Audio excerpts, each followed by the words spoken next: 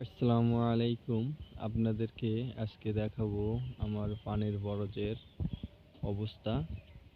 আপনারা যারা অনেকে ভাবছেন যে পানের বরজ করবেন এবং কিভাবে অল্প খরচে একটি সুন্দর পানের বরজ করবেন, সেটা নিয়ে আজকে আপনাদেরকে কিছু তথ্য দেব।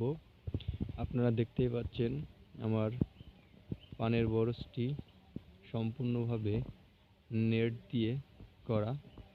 নেট হাউস পদ্ধতিতেই আমি আমার পানের বরজটি সাজিয়েছি। আপনারা দেখছেন আজকে পান তোলার কাজ চলতেছে। কিছু কিছু বেডে পান তুলে রাখা হয়েছে এবং সেই পানগুলো পরে গুছানো হবে সুন্দরভাবে সাজিয়ে। যারা এরকম সুন্দরভাবে পানের বরজ চাষ করতে চাচ্ছেন, তারা আমার সাথে যোগাযোগ করতে পারেন এবং পরামর্শ নিতে পারেন।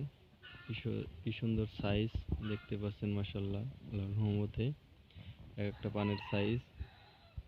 আপনারা আমার হাতের মুখো তাকালে বুঝতে পারবেন যে এক একটা পানের সাইজ কেমন, এবং প্রতিটা পানি দেখেন সাইজ মাশাআল্লাহ অনেক বড়। এমন সুন্দর পান চাষ করতে চাইলে যোগাযোগ করতে পারেন আমার সাথে, এবং কোন পদ্ধতিতে চাষ করলে আপনি ভালো ফলন পাবেন পানের আবাদে।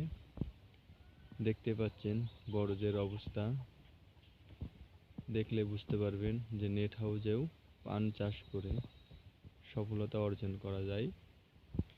তাই আপনারা বিভিন্ন কিছু দিয়ে বরজ না করার চেয়েও আমার জানা মতে নেট হাউসে পান চাষ করলে আপনার ফলন ভালো হবে এবং অল্প খরচে আপনি একটি সুন্দর পানের বরজ তৈরি করতে পারবেন। আর যারা আমার চ্যানেলটি সাবস্ক্রাইব করেনি, তারা সাবস্ক্রাইব করে পাশে থাকবেন এবং নতুন নতুন ভিডিও আবার আপলোড পাবেন আশা করি। প্রত্যেক দিন না দিতে পারলেও মাঝে মধ্যে বা সপ্তাহে একটা করে ভিডিও দেওয়ার জন্য চেষ্টা করব, কারণ অনেক ব্যস্ততার মাঝে জানেন ক্যাপসিকাম এবং পানের বরজ এবং অন্যান্য সবজি নিয়েই আমার চাষাবাদ। তাই যারা চাষাবাদ করতে আগ্রহ পোষণ করতেছেন, তারা আমার সাথে থেকে আমাকে ফলো করবেন।